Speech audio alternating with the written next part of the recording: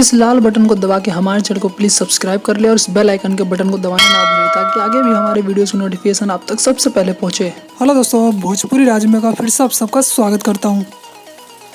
दोस्तों, आज के इस रिपोर्ट में हम आपको बताने जा रहे हैं भोजपुरी फिल्म इंडस्ट्री के सुपरस्टार दबंग खेसारी लाल जी के बारे में। जी हाँ दोस्तों, जैसा कि आप सब जानते हो कि देश में कोरोना महामारी की तरफ फैल और ऐसे में हर कोई अपने घरों में कैद है। तो वही दोस्तों, आपको बता दें कि इस महामारी काल में भी भोजपुरी इंडस्ट्री के सुपरस्टार दबंग खेसारी लाल जी अपने गाने से भोजपुरी फैंस का खूब मनोरंजन कर रहे हैं। जी हाँ दोस्तों, आपको बता दें कि सुपरस्टार खेसारी लाल जी का नया गाना यूट्यूब पर रिलीज़ कर दिया गया, जिसे भोजपुरी दर्शक भी काफ़ी पसंद कर रहे हैं।